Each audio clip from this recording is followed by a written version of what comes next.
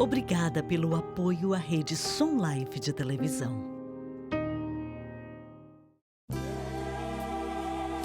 Bem-vindo a um estudo na palavra, uma série de estudos bíblicos focalizados na cruz de Cristo.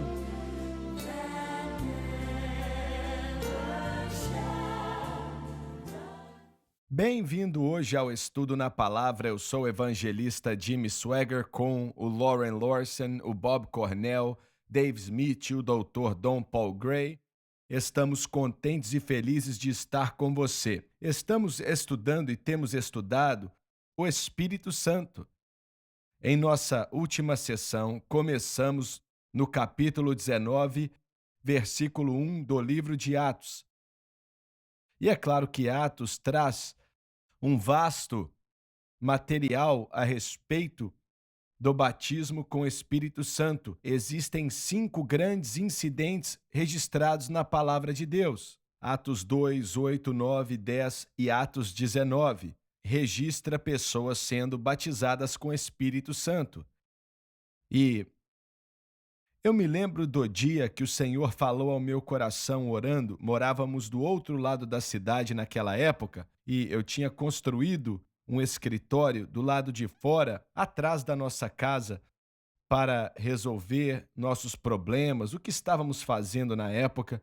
Tínhamos acabado de começar a passar na rádio e na televisão.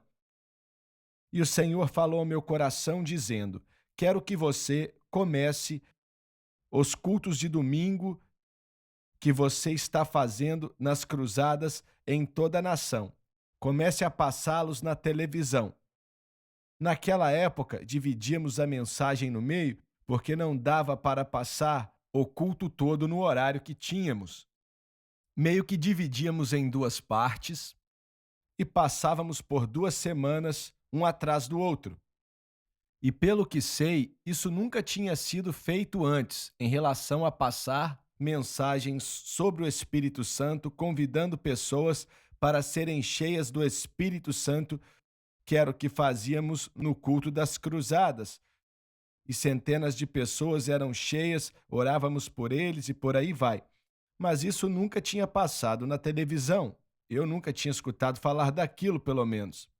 E quando eu comecei a passar, eu recebi cartas de pregadores pentecostais dizendo: você não pode fazer isso não pode acontecer assim e tal. Mas quando o Senhor manda fazer algo, vai dar certo. E deu certo. E milhares de pessoas, posso dizer sem medo de exagerar, eu sei que dezenas de milhares em toda a nação e no mundo inteiro, porque eram passados em países no mundo inteiro, traduzidos para espanhol, português, italiano e etc, e etc. E então dezenas de milhares foram batizados com o Espírito Santo. E eu só disse isso tudo para dizer que o desejo do Espírito de Deus não mudou desde aquela época até hoje. O Senhor quer e deseja que todos os seus filhos sejam batizados com o Espírito Santo, com evidência de orar em outras línguas, como disse várias vezes e vou continuar dizendo. O batismo com o Espírito Santo, se você é um encanador, te ajuda a ser um encanador melhor. Se você é um eletricista, ele te ajuda a ser um eletricista melhor. Se você é um advogado, ele te ajuda a ser um advogado melhor e por aí vai. Isso é algo crucial. Quando você começa a estudar esses incidentes de Atos 2, 8, 9, 10 e 19, você vê uma urgência ali, vinda do Espírito Santo. Por exemplo, quando as pessoas eram salvas e ministravam para elas ali em Samaria, instantaneamente o Espírito Santo fez com que Pedro e João fossem até aquela área para pregar o batismo com o Espírito Santo para esse povo e orar para que eles fossem cheios. E quando Paulo foi cheio, o Senhor disse para Ananias: ore para ele, etc., e ele vai ser cheio do Espírito Santo. Havia uma urgência ali. E você pode ver essas coisas, e aqui nós vamos ler, Cornélio mesmo foi cheio do Espírito Santo momentos antes de ser salvo. Então, Agora nós vemos, no capítulo 19 de Atos, na viagem de Paulo para Éfeso, uma urgência nele, conversando com esses homens e então orando para que eles fossem cheios do Espírito.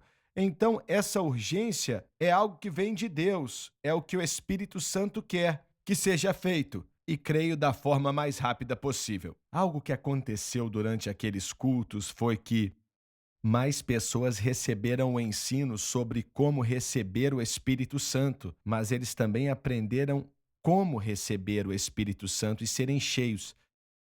E havia essa grande necessidade ali no corpo de Cristo. Você está falando das cruzadas? Com certeza, com certeza.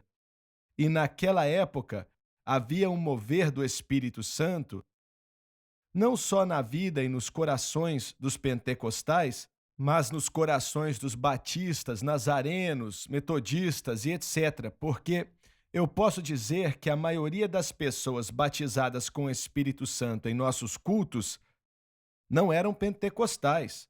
Eles eram batistas, metodistas, presbiterianos e até católicos que estavam famintos para que algo acontecesse na vida e no coração deles. Muito bem, capítulo 19 de Atos, versículo 1, e nós falamos disso no programa passado, mas vamos ler isso outra vez.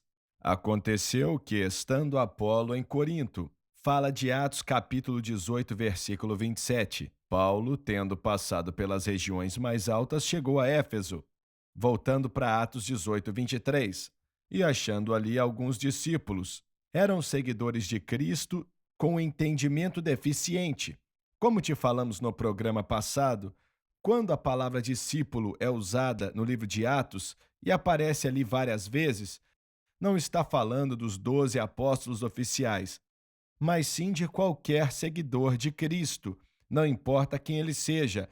Todos os seguidores de Cristo eram chamados pelo Espírito Santo de discípulos, que quer dizer aprendizes, não é mesmo? Eles são aqueles que aprendem do Espírito Santo. Continue. Eu posso mencionar algo? Certamente, há anos atrás, estávamos estudando aqui nesse cômodo o Larry Hunt, que é um homem que sabe muita coisa sobre o grego, e mencionou algo a respeito de encontrar como está aqui no texto que acabamos de ler. E ele diz que a palavra em si tem uma conotação aonde Paulo, entrando no meio destes discípulos, sente algo. Ele estava tentando descobrir exatamente aonde eles estavam no relacionamento deles com o Senhor. Tinha algo que ele não sentia ou algo que ele sentiu que fez com que ele fizesse essas perguntas. Eu acho que isso não é estranho assim. Você meio que pode conversar com crentes quando for, aonde seja, e fica muito óbvio se eles são cheios do Espírito ou não. É algo rápido, certo? E ele falou, e eu não pesquisei como deveria, mas ele disse que a palavra encontrar indica que não é só se unir em uma localidade, mas sim avaliar sua condição espiritual. Por isso, as perguntas que vieram depois. Como você falou, havia uma urgência na igreja primitiva para certificar que todos fossem batizados com o Espírito Santo, que eles entendiam o que era a salvação, que eram batizados nas águas também. Então Paulo começa a tentar descobrir através de perguntas ou tentar entender qual era o nível espiritual dessas pessoas. E na medida que ele vai perguntando, nós vemos isso. Certo, eu não quero deixar a impressão de que o Espírito Santo não trabalha no coração e na vida de pessoas que estão verdadeiramente salvas, mas que ainda não são batizadas com o Espírito Santo. Antes, deixa eu falar algo aqui. Eu ainda não tive a oportunidade de ouvir muitos pregadores que estivessem de fora do meio pentecostal e tal. Talvez, Dr. Gray, você foi para o seminário, então já ouviu vários, não é mesmo? De qualquer maneira, o Billy Graham fez um culto aqui no estádio onde a LSU joga e por aí vai. Eu não sei, acho que foram só 2 ou 3 noites, algo assim. E estávamos em casa em uma dessas noites e nós fomos. Quando ele fez o apelo, eu pude sentir o mover do Espírito Santo enquanto Deus tocava pessoas ali para que fossem salvas. Então, eu não quero deixar a impressão que o Espírito Santo não trabalha de maneira alguma em vidas e corações. Acho que ele trabalha na medida do possível. Vocês concordam comigo sobre isso? Com certeza, nós já falamos disso aqui antes, mas quando uma pessoa nasce de novo, o Espírito Santo habita dentro dela. Ali que o poder de Deus para santificar, ele começa a limpar o pecado. É este poder. Mas a situação que mencionei do Billy Graham foi outra coisa, tá bom? Eu só queria esclarecer, como já cobrimos aqui antes. A presença do Espírito Santo em um cristão certamente pode fazer com que ele acabe instruindo, mostrando, fazendo ou revelando a palavra de Deus. A maioria de João 14, 15 e 16 é vivida por cristãos que nasceram de novo, não só pessoas batizadas com o Espírito Santo. Mas, voltando ao que eu falei, ainda assim, para aqueles que não são batizados com o Espírito Santo, com evidência de orar em outras línguas, e não estão buscando, não estão pedindo, eles não querem e por aí vai, você não vê muitas operações do Espírito Santo. Não vou dizer que você não vê nenhuma, mas você não vê muitas operações do Espírito Santo na vida e no coração deles. E vocês concordam com isso?